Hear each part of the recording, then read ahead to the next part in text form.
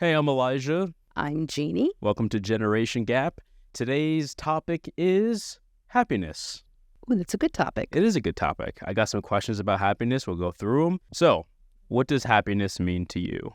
Happiness is good health, being content, being content with what you have and not looking into someone else's green grass, family, friends, having a career that I'm passionate about instead of a job. So, happiness in a nutshell. Happiness is all around us.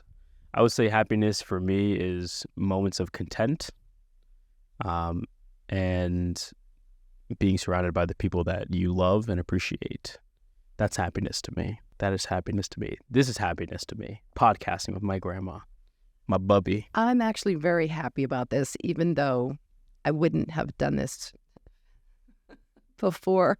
I'm a behind-the-scenes kind of person, so... Welcome to being in front of the screen. Yeah. What would you tell someone who is unhappy right now? Give it a moment, and whatever is troubling you, there's a solution right down the path. And those are for simple trouble things. Obviously, if it's bad health, it would be listen to your doctor, do your own research, listen to somebody who's had the same struggle, and they'll share with you things that help them overcome it. So conversation, sharing it, don't hide it.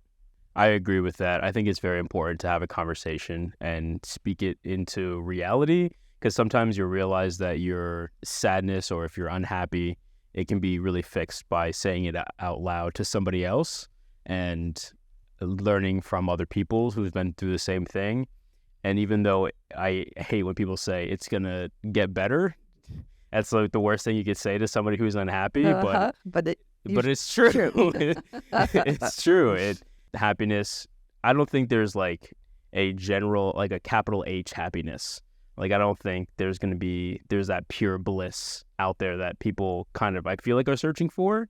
But I think happiness comes in waves, and it's not something you should always be trying to get. You have to appreciate the goodness that you already have, because sometimes people are unhappy because they think that they just want something else. They want something more. They want something different. Mm-hmm.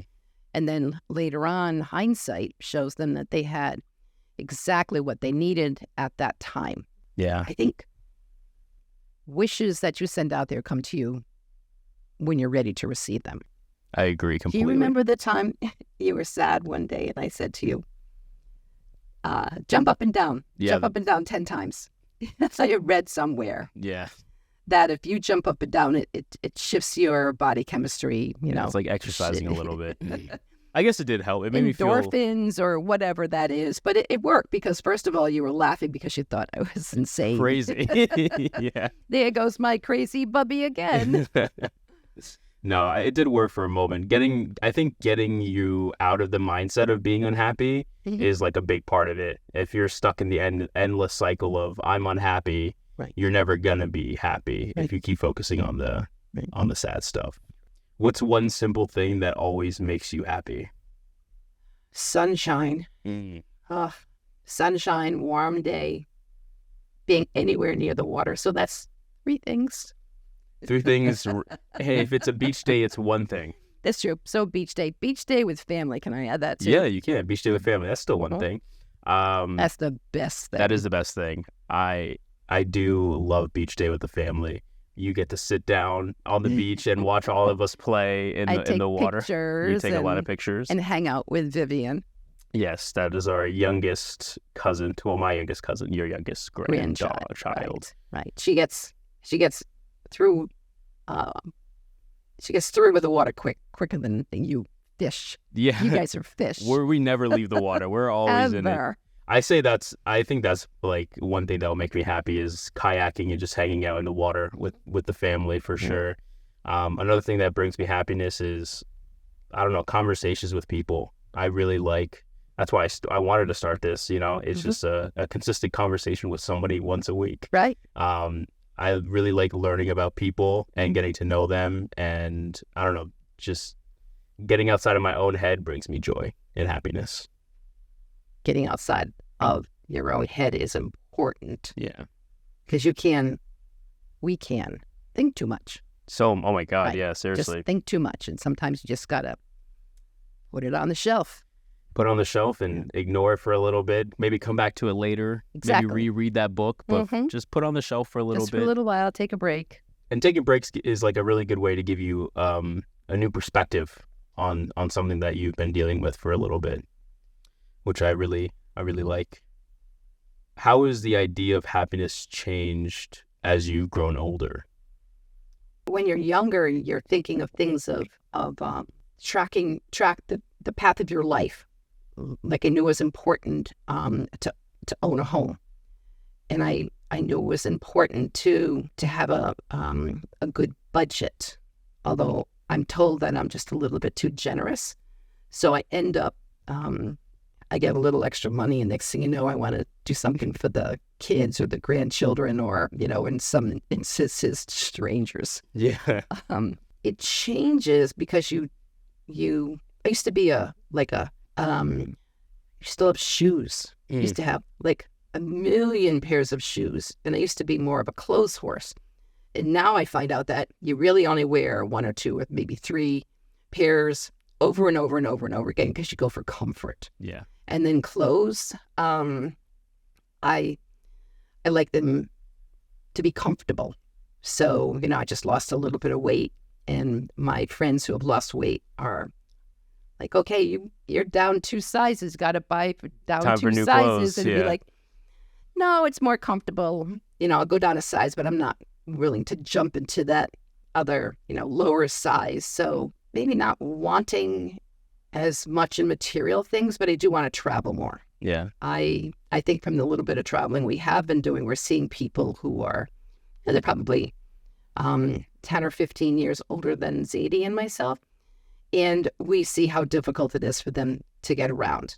So we want to travel now when we won't need a walker. Yeah. So That's fair. So that's another thing when you get a little older. I always hang on to the railing. But I've done that since I was 13. I think I saw someone fall down steps and saw the damage that it could do. And so from that time on, I was like, okay, I can hold on to the railing. Yeah. I feel like I would be the same way if I saw somebody tumble down the stairs. I would always hold on to railings. Hold on to the railing. No matter, maybe I'm going to start holding on to the railing after this. If I could tell you anything to do from now until the rest of your life, hold on to the railing. Okay. That will make you more happy, holding on to the railing. Well, if you slip, you're hanging on to the railing. True. I think my idea of happiness changes as I've grown older. I think it's back to something I was just saying a little bit earlier, which is happiness is not a constant state. There's moments of happiness, and I think when I was younger, I wasn't unhappy, but there's moments in my life where I've been unhappy, and I really wanted just to be happy. And I think that there isn't really a constant state of happiness. It's more of you're going to be happy throughout your life. There's going to be ups and downs, and that's okay for that to be like that. And you just kind of have to realize that it is the human experience to be sad and to then also be happy. And there's no one state. I think that's like, I'll never be always happy, and that's okay. Range of emotion. Yeah. Unless it's just because I'm mentally ill. I don't know. But I think that is the case. I think that is the case. There's not one state of happiness. You're going to go through flux throughout your life. Right. You can look forward to the happiness, though. Right. Yeah. Share a moment that you felt truly happy. Birth of my grandchildren. When you give birth yourself as a woman, there's fear and there's pain and there's anxiety and there's all these things going around. But when your grandchildren are born, there is just such, hope for the future, and you're going to get to love and hold and spoil and then hand them back. So that was one thing. Yeah. So family-wise, we've got 7 grandchildren, and we are blessed and we are thankful. And so those were my greatest moments of happiness. The career side, is watching all the amazing things happening to the Guard. Because, we've worked 35 years to make this very large city block successful. So I love that. My biggest, happiest moment was winning money at the casino in my personal life. That was awesome. That was so sick. And in career side, career side. What is my career side? My career side is that I won a film festival for the comedy submission. And that was like a big changing point in my life, because it made me realize that even though I was stuck in my room making videos, I was making an impact on somebody somewhere. Getting to see my video on the large screen in front of 1,200 people and seeing them laugh at each beat and just like enjoying it was very therapeutic. And I think it made me realize that on the other side of the screen, there is somebody watching. And I think that was really cool. That was in Canada, right? That was in Canada, yeah. I was pretty proud of that moment, too. Yeah, it was super awesome. I can remember you calling. Now, you were in LA at the time, right? Yes. And you called and you had said, I'm going to Canada. Well, how are you getting there? I'm going to take a plane. Okay, so I think we even gave you some money to help with expenses. Yeah. And then, well, where are you going to sleep? I'm sleeping on the floor of a friend's house. Yeah. And then you called when you won. And I remember you saying, and that too is a very proud moment for me. Yeah. Where you shared that the people that you have been waiting in line to talk to were now waiting in line to talk to you. Very true. Yeah. And that was a very proud moment. That was awesome. Yeah, I forgot about that portion of it. I think the biggest impact was seeing everybody enjoy it, but also I guess the other side of that is people who I've wanted to talk to and like I've looked up to were now saying, "Oh my God, what an amazing video!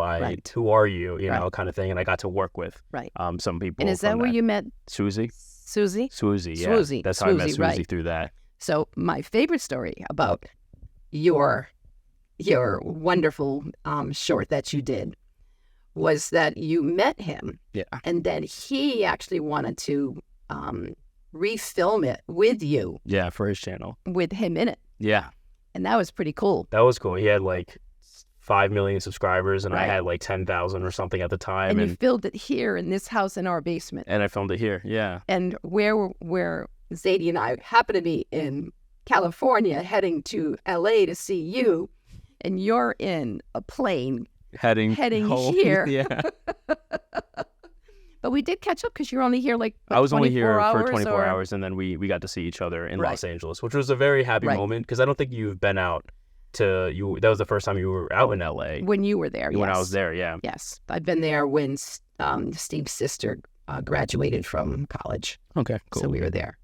How do you think that tech influences our happiness? Is TV considered tech? Sure, yeah. Yeah, why not? It's technology. Especially, it works really well in this house because you happen to be, your apartment is upstairs, so I'm able to say, text me, hey, this isn't working. I need to watch something. Help me. Yeah, true. I like technology. Right. So aside from the fact that I'm addicted to like Netflix series, I prefer them when they have like 10 seasons and 20 episodes. I don't really like to have to pick them out. Yeah. I like just to be able to watch them. Absolutely. Favorite characters, favorite actors.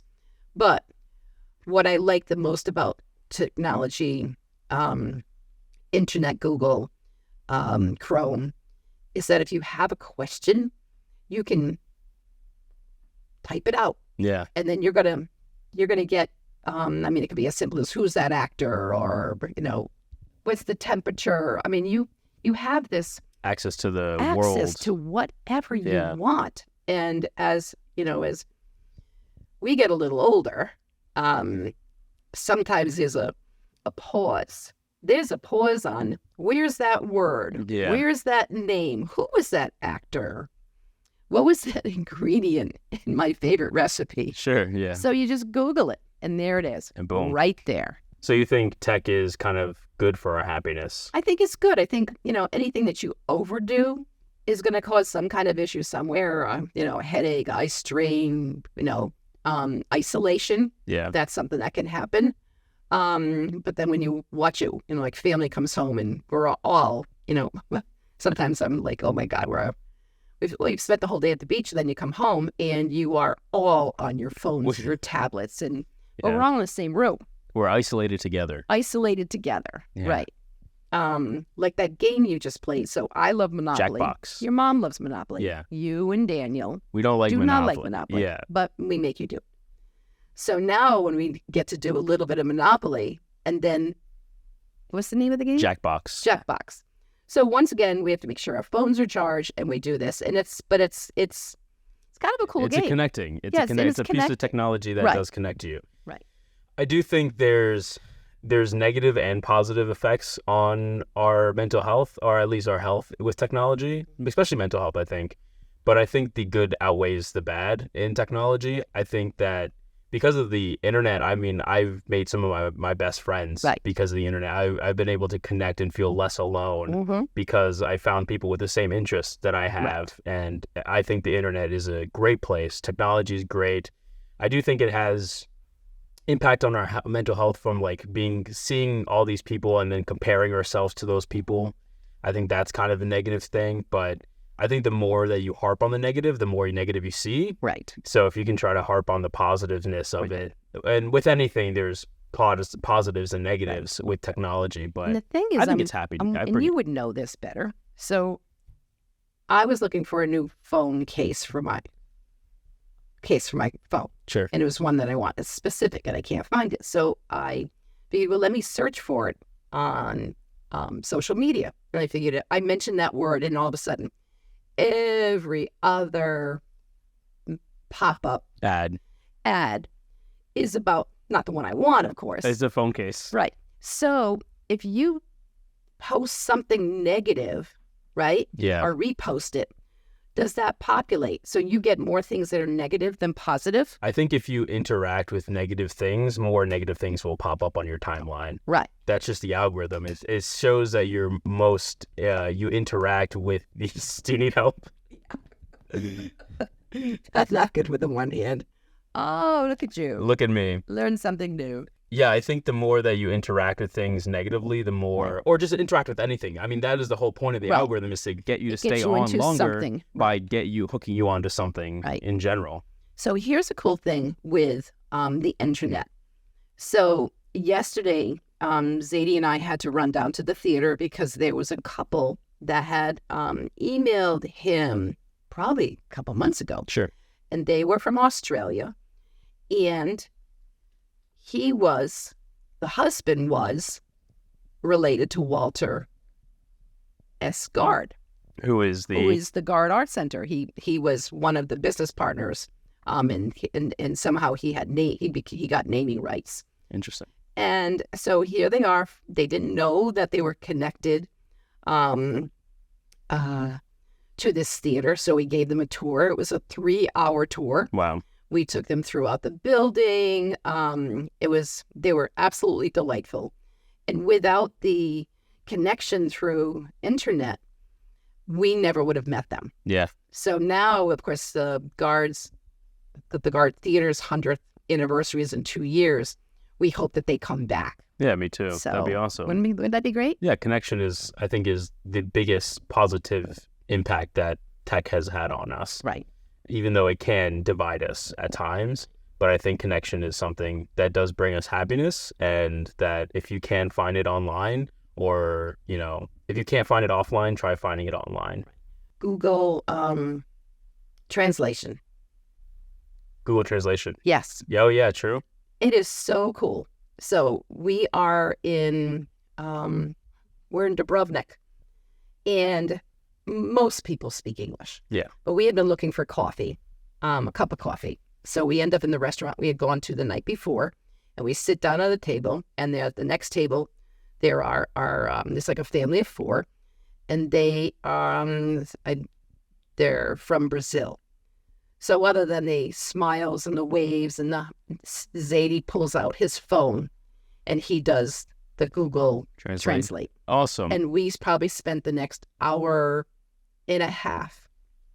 We went from having a cup of coffee. Then we had some lunch, and then we were just talking back and forth. And they email us back and forth because you can see that they're using a translation as well. Yeah. Because when you translate, it's not perfect. 100%. Yeah. So we are somewhere. I think we were in Barcelona, and Zadie pulls out his phone to the cab driver, and as it turns out, he had the wrong language because the driver's like didn't understand. Yeah. And finally, we realized that he was translating with the wrong language. But that's really cool that you get to. Do you still keep in touch with these people from? Oh, that's awesome. Technology really connected you two. Technology can connect with the barrier of language. Even with the barrier of Yes. language, which has Yes. never been able to be done before, besides Not mine. so simply, right? You would, we had friends who were traveling, and they would spend months and months and months and months and months with one of these translation, to learn the language. Yeah. And, other than where's the bathroom and show me the bar. True. Yeah. You had to have those little notebooks the Exactly. translation You had the things little that notebook. Then you had to find the word. Yeah.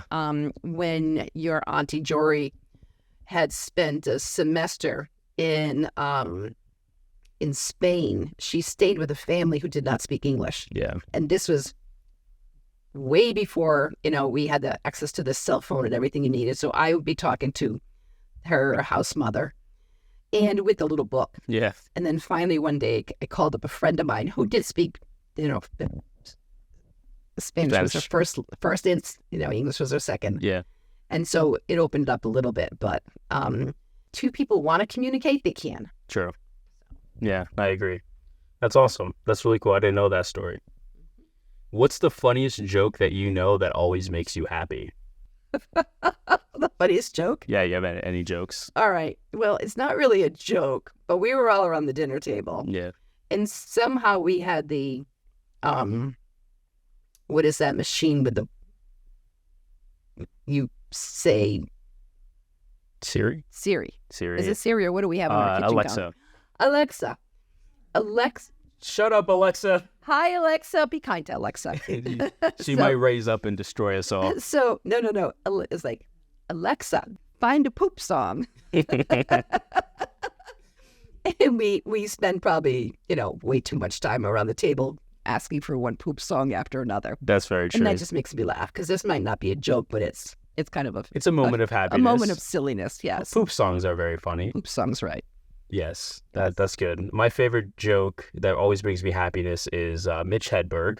He's a comedian. He passed away, but his joke is, my favorite thing about escalators is they're never broken. They just become temporarily stairs. Right. Sorry for the convenience.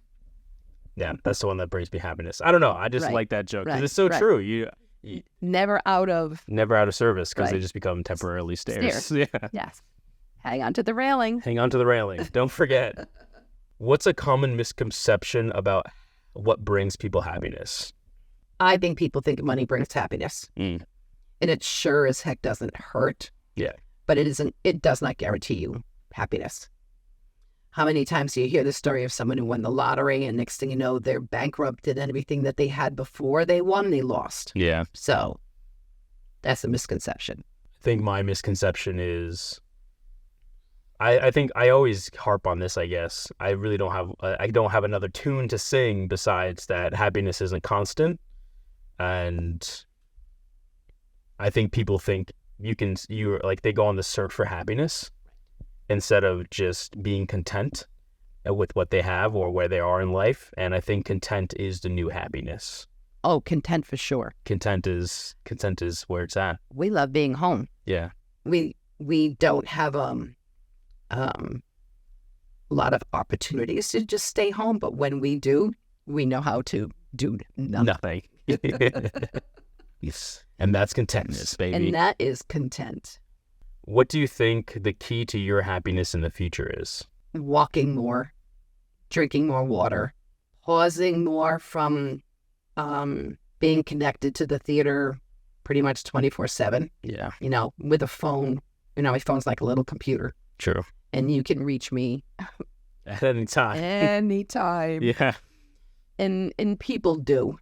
And many times it's like, they could have waited Yeah, true. till the next day. Yeah. So doing that, being a little bit more thoughtful about our own downtime, privacy.